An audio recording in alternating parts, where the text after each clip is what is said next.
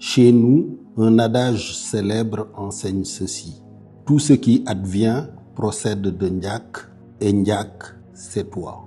Le président Wade me confia un jour, de sa propre bouche, qu'il descendait de Ndiak, le même Ndiak auquel renvoie l'adage. Il m'a aussi abondamment parlé du rôle particulier de son ami Serigne Cheikh Mbacké Gaïndé Fatma dans son parcours politique, ainsi que des prières de Serigne Fallou, Serigne Abdou Khadre et Serigne Saliou Mbacké notamment.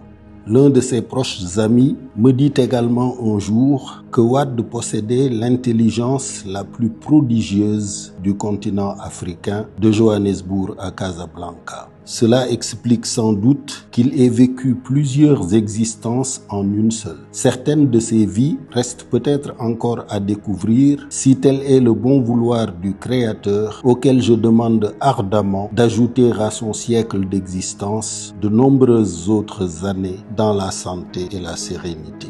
D'instituteur à doyen de la faculté de droit, en passant par l'Académie internationale de droit comparé, son parcours universitaire, docteur et agrégé, suffirait à lui seul à remplir toute une vie. Mais parallèlement, il trouva encore le temps, comme avocat, de défendre le FLN algérien face à la France, puis Mamadou Dia face à Senghor. Comme opposant politique et fondateur du PDS, il affronta les procès les plus redoutables qu'un homme politique puisse connaître. L'affaire des armes libyennes, l'accusation d'atteinte à la sûreté de l'État ou alors les multiples arrestations et poursuites pour manifestations non autorisées. Sans jamais dévier de sa trajectoire de conquête patiente et démocratique, pacifique du pouvoir.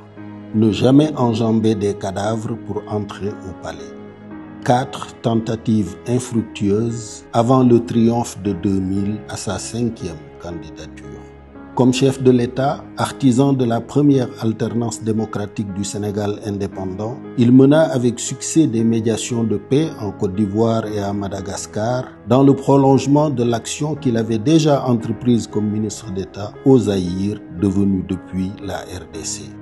Il conçut également le plan Oméga, devenu le NEPAD, afin de doter le continent africain des infrastructures indispensables à son intégration effective. Il fit ériger un monument à la gloire de la Renaissance africaine, lança la Grande Muraille verte jusqu'au rivage djiboutien et dota notre pays d'un grand théâtre ainsi que d'un musée des civilisations noires. Il entreprit de rapatrier l'héritage intellectuel et spirituel d'El Hadj Omar Foutiyou Tall, dont une bonne partie jonche encore les froides caves du fonds Archinard à la Bibliothèque nationale de France. Il a suivi de très près la performance du Sénégal lors de la Coupe du Monde de 2002 au Japon, où il voyait dans la victoire contre la France la plus belle définition de la souveraineté, être meilleur.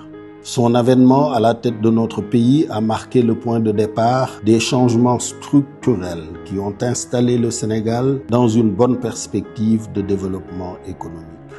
Au milieu de cette activité foisonnante, il trouva encore le temps d'écrire des ouvrages et d'être musicien, guitariste plus précisément. Et puis, il y avait ses anecdotes et ses éclats de rire. Son humour n'a d'égal que sa vivacité d'esprit.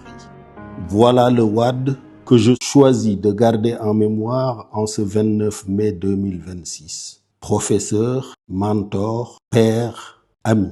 Un homme de génie profondément humain, généreux et infiniment attachant. Joyeux anniversaire, maître Mara.